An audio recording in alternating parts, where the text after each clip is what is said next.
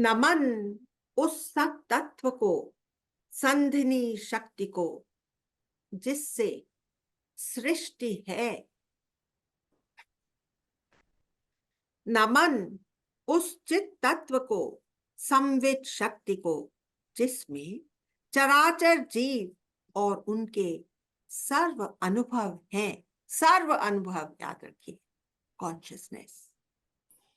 और नमन उस आह्लादिनी शक्ति को, जो सर्व सुखों को स्फुरित करती है और जीवन को लक्ष्य प्रदान करती है, the goal of eternal happiness. Starting with the 71st verse. जब दृश्य को है देखता, पर दृश्य ही नहीं भासता। जब शुद्ध अद्वय ज्ञान है, तब विधि कहाँ विधान है शांति उसको ढूंढती, वह शांत चित्त विश्रांत है। सब दिशा दिशांतर शांत है, शुद्ध रूप अत्यंत है। देखिए, हम लोगों ने लास्ट टाइम एक बहुत खूबसूरत एक्सरसाइज करी थी, जब दृश्य को आंखों में विलीन कर दिया था। हमने कहा कि दृश्य हमको केवल आंख से दिखता है, तो फिर दृश्य कहाँ रहा? आंख के अंदर दृश्य नहीं आया, केवल उसकी एक लाइट पहुंची। उस लाइट ने थोड़े से ब्रेन के अंदर सिग्नल्स भेजे, और ब्रेन ने उसको अपने डेटा में डाल करके हमारे लिए इंटरप्रेट करा। सो सारा दृश्य कहाँ घटित हो रहा है? मेरे भीतर घटित हो रहा है। तो बाहर के सारे दृश्य को, बाहर का सारा संसार हमने आंखों के अंदर, और आंखों के सिग्नल को अपने मन के अंदर, और मन को अपने आत्मा में पाया, और इस तरह से हमने बाहर का सब कुछ लय कर दिया था। जब दृश्य को है देखता, पर दृश्य ही नहीं भासता, मुझे ये याद आ जाता है कि संसार मेरे भीतर घटित हो रहा है।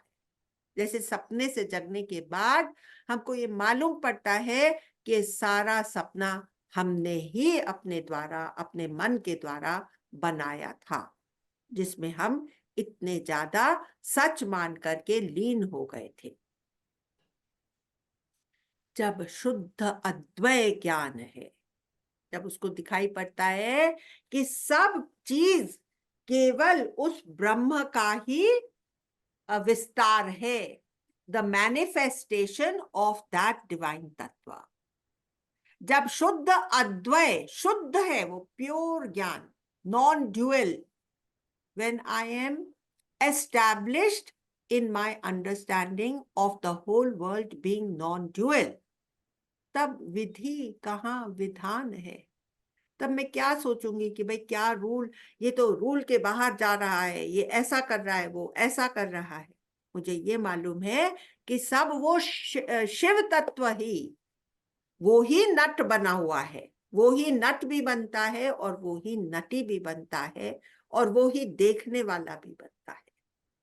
सब कुछ वो शिव तत्व ही है। ऐसे इंसान को, जो इस बात में पूरा का पूरा खड़ा है, शांति उसको ढूंढती, वह शांत चित्त विश्रांत है। रिलैक्स का भी लेयर्स होती हैं। रिलैक्सेशन की अंतिम लेयर पर उसका माइंड है, विचलित नहीं होता, does not come in turmoil. उससे सब रिस्पॉन्स होता है, रिएक्शन नहीं होता। उसके लिए सब दिशा दिशांतर शांत है। दिशाओं की बात हमने पूरी तरह से कर ली, कैसे 10 दिशा हैं, और उनके अंदर के दिशांतर भी उसके लिए शांत है। वो उस शुद्ध रूप में टिका हुआ है, शुद्ध स्वरूप में टिका हुआ है। 71st verse is over. We are now on to 72nd verse.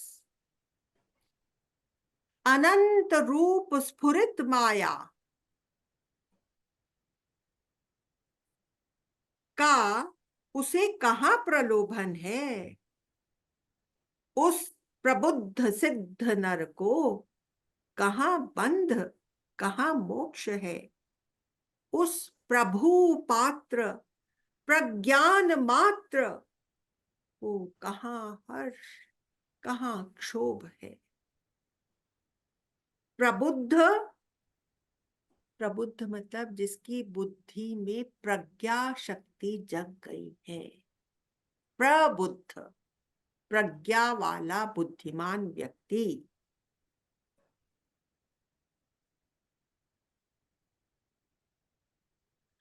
वो प्रबुद्ध सिद्ध, तो यहां सिद्धियों की बात नहीं हो रही है कि भाई उसको बहुत सी सिद्धियां आ गई कि वो इतने चमत्कार कर सकता है।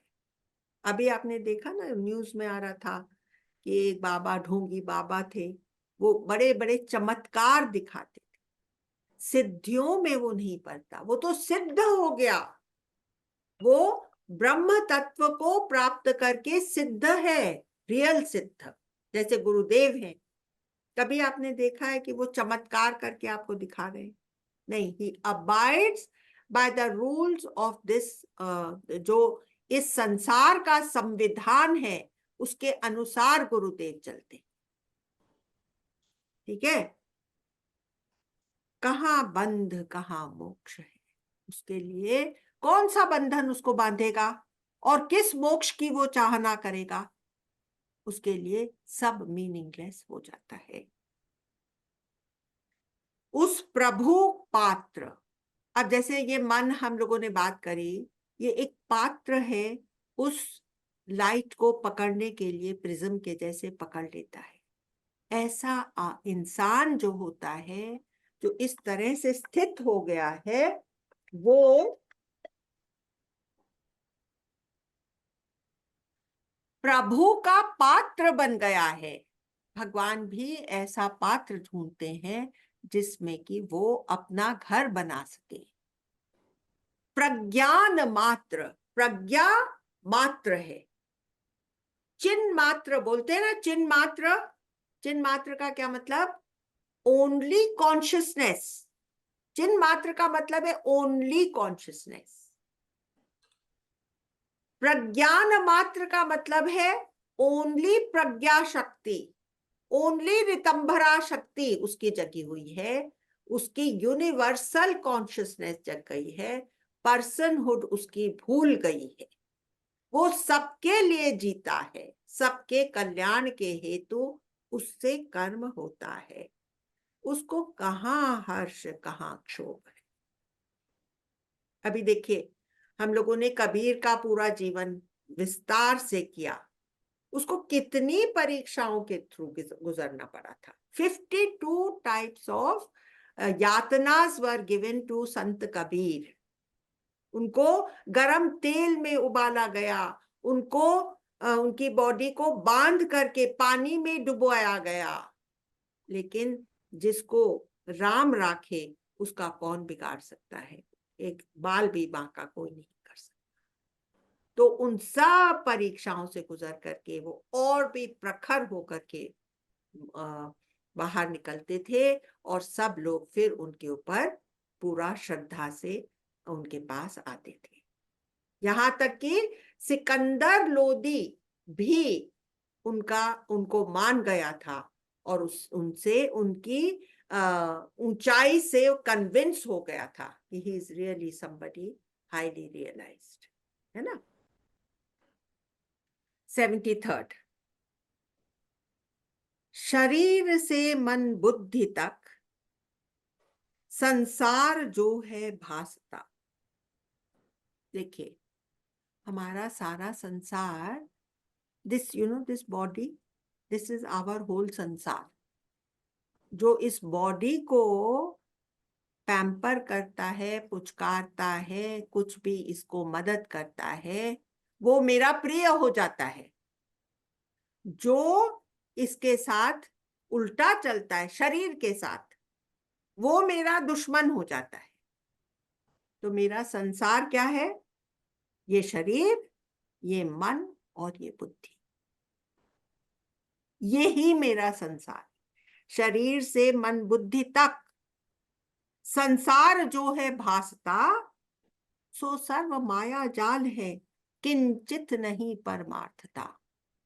जब तक मैं ये मान के बैठा हूं कि ये मेरा बॉडी है, मैं ये हूं, तब तक मेरे अंदर इतना सा भी फर्स्ट कदम भी मैंने परमार्थ की तरफ नहीं बढ़ाया है। ममता अहमता से रहित जो प्राज्ञ नर निष्काम है, माया अविद्या से परे अवधूत उसका नाम है। वो अवधूत नहीं है जो कि पंच महाभूतों में इस शरीर को कायम रखना सीख गया है, वो असल अवधूत नहीं है। असल अवधूत वो है जो माया को पहचान गया है, अविद्या से ऊपर उठ गया है और ब्रह्म विद्या को ही असलियत माना है जिसने, वो सच्चा अवधूत। So we don't really have to do that kind of tap where we keep this body without food, without clothes in cold temperatures. We don't really need to do that. यहाँ पर अष्टावक्र कह रहे हैं कि अवधूत वो है जिसने अपनी सच्चाई को समझ लिया है और जो उसमें टिक करके यूनिवर्सल कॉन्शियसनेस से पेश आता है। 74 अक्षय निरामय तत्व ही। निरामय, अक्षय मतलब that which does not get deteriorated. निरामय, that which has got no Amay, कोई मैल जिसमें नहीं है। सब विश्व में भरपूर है, सो तत्व सबका आप है, नहीं पास है नहीं दूर है। अब ये फिर से उस आत्म तत्व को डिस्क्राइब कर रहे हैं कि वो कैसा है। इट डज नॉट डिटीरियोरेट, उसका नाश नहीं हो सकता, वो अक्षय है और वो प्योर है। जैसे कि इलेक्ट्रिसिटी हमेशा प्योर होती है, जो जिस गैजेट के थ्रू इलेक्ट्रिसिटी पास हो रही है, उस गैजेट से अगर गलत काम हो रहा है तो electricity is never part of the पाप, वो हमेशा प्योर ही रहेगी। That is the pure energy which is coming into this one. Akshay निरामय तत्व ही सब विश्व में भरपूर है, परिपूरित है। एक हुआ ऑल परवेडिंग, एक हुआ all permeating. What is the difference? कि उसके थ्रू एंड थ्रू है, that is permeating. And what do we know? One of the physical elements that are there in this world that we can closely relate to, that is the sky element. No, sky element is through and through everybody. But the Brahma Tattva is the sky of the sky. Sky is a jad thing. It does not know what it is doing. But the Brahma Tattva is the substratum of the sky element also. And that Brahma Tattva is alive and sentient. And that is bharpur. It is permeating. Got the difference? Who has appreciated the difference between pervading and permeating. One is all pervasive, spread everywhere. One is it is gone through and through. It is the only substance that is permeating. जैसे कि cloth के अंदर धागा is the only substance. जैसे waves के अंदर water is the only substance that is permeating. Akshay निरामय तत्व ही सब विश्व में भरपूर है. सो तत्व सबका आप है. दैट इज योर आत्मा. अब सबका आप है, वो तुम हो, नॉट दिस इम्पोस्टर बॉडी. सो तत्व सबका आप है, नहीं पास है, नहीं दूर है. क्या तुम उसको कहोगे कि भाई वो मेरे पास है या दूर है? वो तुम हो. उसके लिए विद्या कहाँ है? विश्व रूप अविद्या कहाँ? विश्व कहाँ है उसके लिए? विश्व रूप अविद्या कहाँ है? It's the manifestation. The world is the manifestation of the same Brahma Tattva. सर्व आत्म जो देखता, अवधूत उसका नाम है. ठीक है, आगे बढ़ूं? Anybody any questions? 75. यदि मंद मति प्रयास से, जिसकी मति, जिसकी बुद्धि मंद है, जिसने ब्रह्म विद्या समझी नहीं है, जो अपने आप को अभी भी इंसान करके मानता है, मन को करे एकाग्र है. मैं अपने आप को ये तो मानती हूं कि भाई मैं तो इंसान हूं, और फिर मैं चाहती हूं कि मैं स्पिरिचुअल प्रोग्रेस करूं, तो मैं बहुत बार मेडिटेशन में बैठती हूँ और मैं मन को स्टिल करने की कोशिश करती हूँ. एकाग्रता छूटे तुरंत प्रलोभनों से व्यग्र है. जैसे ही मेरी एकाग्रता छूटती है, फोकस विच आई हैव जोर जबरदस्ती से मैंने अपने ऊपर लगाया है, तब फिर मेरा क्या होएगा कि मैं अट्रैक्ट हो जाऊंगी. जो वर्ल्डली प्लेजर्स चारों तरफ बिखरे पड़े हैं, उनकी तरफ मेरे कदम उठ जाएंगे, क्योंकि अभी तक मुझे पूरा वैराग्य नहीं आया है. इसीलिए योग वशिष्ठ में वशिष्ठ जी बहुत खुश हुए कि रामचंद्र जी ने तो इतनी सीढ़ियां ऑलरेडी पार कर दी. उनको हर चीज में नीरसता दिखती थी. बचपन की बुराइयां देख ली, जवानी की बुराइयां देख ली, बुढ़ापे की बुराइयां देख ली.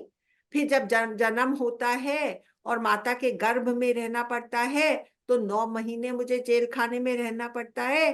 तो इतना वैराग्य आ गया, दोबारा से मैं उस जन्म मरण के चक्कर में आना ही नहीं चाहता. Because the world cannot satisfy me in any way. It cannot make me, it cannot give me that lasting happiness which I want to have. है ना? यदि मंद मति प्रयास से मन को करे एकाग्र है, एकाग्रता छूटे तुरंत प्रलोभनों से व्यग्र है. 75th is over. 76th verse. नर मूढ़ सुनकर तत्व को भी मूढ़ता नहीं त्यागता, आसक्त रहता भोग में, नहीं योग को वह धारता. योग मतलब यूनियन. योग मतलब समाधि में बैठना नहीं. It is to be united with the truth. जैसे कि एक बैल को गाड़ी में जोत लेते हैं, उससे जुड़ गया, युक्त हो गया. ऐसा जब ये आत्मा के साथ हर समय जुड़ा रहे. नरमूढ़ सुनकर तत्व भी, अभी सुनता है आत्मा की बातें, आत्मा और परम आत्मा की बातें सुनता है, पर उसकी मूढ़ता जाती ही नहीं है. उसकी बेवकूफी में वो पड़ा ही रहता है. आसक्त रहता भोग में. भोग लगता है कि दुनियावी प्लेजर्स में उसको कुछ मिल जाएगा, नहीं योग को वह धारता, वो उसके जुड़ नहीं पाता. 77.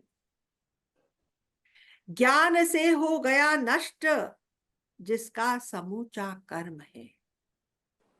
कर्म होता है लेकिन वो कर्ता कभी बनता ही नहीं। प्रकृति को इस चीज की जरूरत थी तो वो इससे खेल हो गया, लेकिन ये वहां की जरूरत ने इस शरीर से काम करा लिया, लेकिन वो करने वाला कभी नहीं होता, इसलिए अटैच्ड नहीं है अपने कर्म से, उसके अंदर कर्ता भाव नहीं है। ज्ञान से हो गया नष्ट जिसका समूचा कर्म है। लोक दृष्टि में कर्म करता, लोग देखते हैं कि ये तो कर्म कर रहा है, फिर भी न करता कर्म है, कर्ता भाव ही चला गया, तो कौन सा कर्म वो करेगा। आकाश सम निर्लेप है, अवधूत उसका नाम है। तो वो आकाश को आपने देखा है, कोई भी चीज आकाश की तरफ फेंको वो वापस आ जाती है, कभी उससे चिपक करके नहीं रहती। आकाश सब चीज फेंक देता है बाहर, जैसे समुद्र सब चीज फेंक देता है, रखता नहीं है अपने पास कुछ भी। आकाश सम निर्लेप है, अवधूत उसका नाम है। 78। जिस निर्विकारी धीर में, उसके अंदर विकार पैदा ही नहीं होता, तो वो निर्विकार है, मतलब वृत्तियां नहीं उठती हैं उसके अंदर, विकार पैदा नहीं होता। नहीं हर्ष है न विषाद है। जिस निर्विकारी धीर में नहीं हर्ष है न विषाद है, किसी चीज से खुश नहीं होता, किसी चीज से दुखी नहीं होता। संसार में तो सुख दुख लगे ही रहते हैं, किस चीज पे मैं खुशी करूं और किस चीज का दुख मनाऊं, है ना। नहीं काम है, नहीं क्रोध है, नहीं लोभ है, न प्रमाद है। उसके अंदर आलस भी नहीं होता। देखिए हमारे सामने तो जीते जागते गुरुदेव का एग्जाम्पल है, एक सेकंड उनको आलस नहीं छूटा, जिसने अपना मन पूरी तरह से वश कर लिया।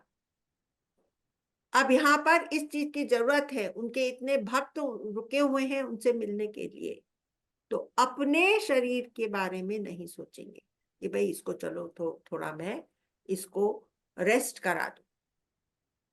जहां तक होए अपने आप को, वो हमारी भक्ति करते हैं, वो हम पर न्यौछावर होते हैं, हम क्या अपने आप को उनके ऊपर न्यौछावर करें। देख लीजिए, आपको गुरुदेव का जीता जागता एग्जाम्पल आपके सामने। नहीं ग्राह्य है, नहीं त्याज्य है। क्या चीज वो पकड़ेंगे और क्या चीज वो छोड़ेंगे, क्या छोड़ेंगे वो। अभी इतने भक्त उनके लिए खाना बना करके लाए हैं, क्या वो खाना खाना छोड़ दें। क्या चीज छोड़े, इस शरीर के लिए तो चाहिए ना खाना भी, तो खा भी लेते हैं। सब कुछ नियमित रूप में करना, जैसे कि कृष्ण भगवान ने कहा था गीता में, नियमित आहार, नियमित सोना, नियमित जगना, सब चीज नियम से। तो छोड़ता कुछ नहीं है, ना कोई चीज को पकड़ता है। नहीं दंड है, नहीं साम है। मैं इसको जरूर, मैं तो दंडित करूंगी, इसने इतना बुरा मेरे साथ कर दिया, ऐसा भी उसके अंदर भाव नहीं आता। सबके प्रति समभाव। नहीं पिंड नहीं ब्रह्मांड है। ये पिंड मुझे बहुत पसंद है, इसकी काया मुझे बहुत पसंद है। देखो ये तो कितना मुझे दे रहा है। गुरुदेव क्या ऐसा सोचते हैं, इसने इतनी बड़ी मुझे मेरे आश्रम के लिए संपत्ति दे दी। कुछ भी नहीं, सम रहते हैं।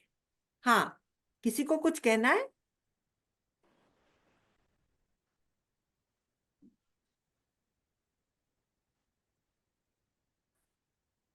अवधूत उसका नाम है। Now 79th verse. जहां भय न रहा वहां निर्भयता का काम कहाँ। जहां भय न रहा क्या निर्भयता का काम वहां। मूर्ता जो गई तो विवेक की होती बात कहाँ।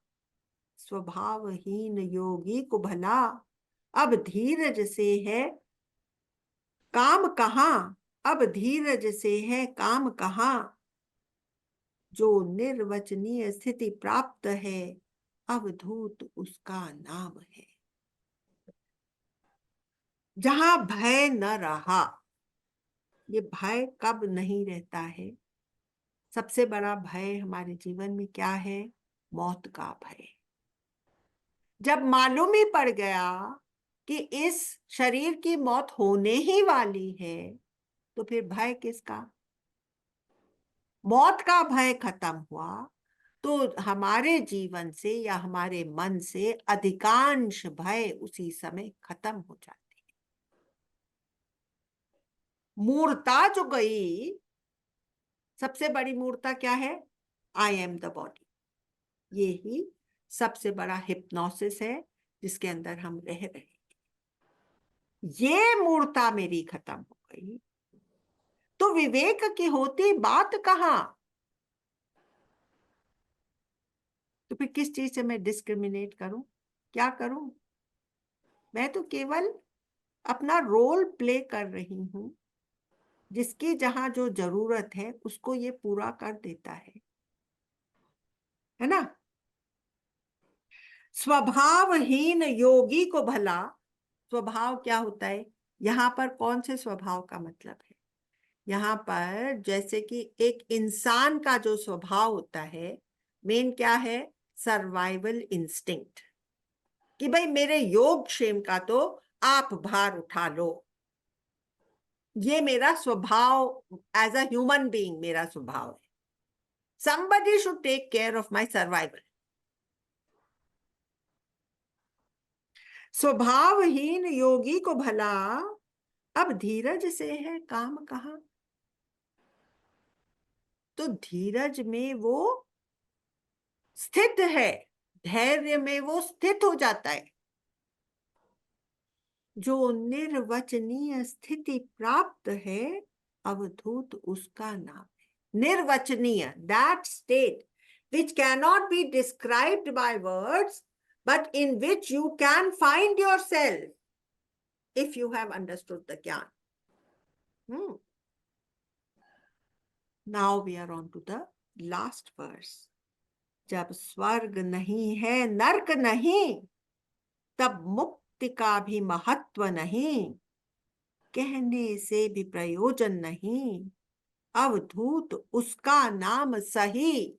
सही ही किसी ने कहा है कि ऐसे इंसान को अवधूत कहना चाहिए, not necessarily one who has weathered his body to remain in cold and heat without cover, to remain without food and water for long periods of time. He is not necessarily an avadhut, but one who has understood the nature of the Maya and the truth about his own self. Such a person is rightly called avadhut.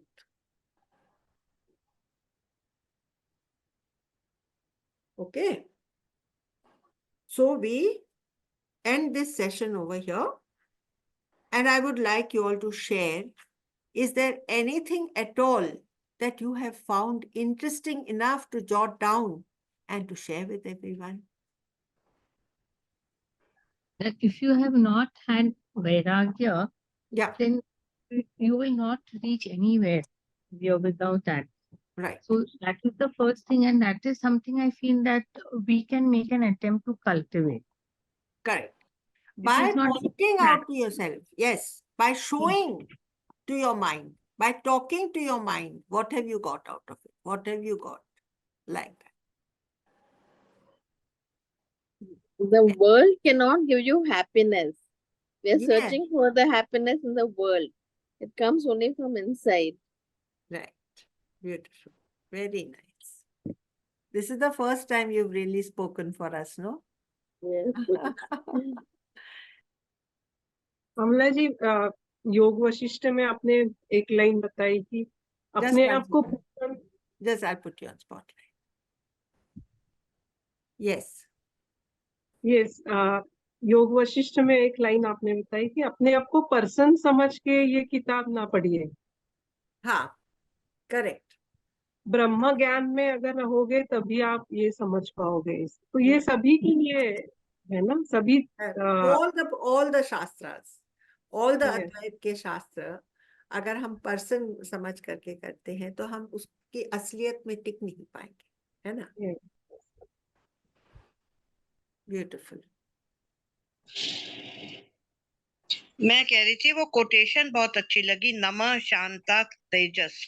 हाँ, yes, that was a very, very beautiful quotation, which means salutations to that serene radiance. Salutation to that serene radiance, which is Chinmatra, which is nothing but consciousness. ये भी उसके पहले वाली line में उसने बताया कि वो चिन्मात्र है, कॉन्शियसनेस अलोन। क्या है वो radiance? It is consciousness alone, it is serenity and tranquillity itself, and you are that. ऊपर से ये, अरे भाई ये तत्व कहाँ है जो इतना चमत्कारी? अरे यू आर दैट। तुमको अपने सिवा वो कभी भी मिल ही नहीं सकता, अपने सेंसेस के थ्रू मिल नहीं सकता, उसको ऑब्जेक्टिफाई किया नहीं जा सकता, केवल तुम हो। आमला जी, हाँ। ममता जी ने आपको एक बीच में पूछा था ना कि सारे सेंसेस ऑर्गन इंटरकनेक्टेड है, तो आपने एग्जाम्पल देके एक्सप्लेन किया था लैपटॉप का। तो उसके बाद जैसे अष्टवक्र के पहले आप इन्वोकेशन में जो 2 लाइनें बोलती हो, वही शक्ति है ना जो हमें इस सबको चार्ज कराती है, सेंसेस ऑर्गन। वही शक्ति है, because that's the only sentience. The only sentience in this world is an object. It is a jad thing. The sentience is coming from outside. हाँ, It is not of the dimension of this three-dimensional plane. It is coming from beyond this three-dimensional plane. इसलिए इस संसार की कोई भी चीज उसको affect ही नहीं करती, कभी छूती ही नहीं है, कभी लगती ही नहीं है।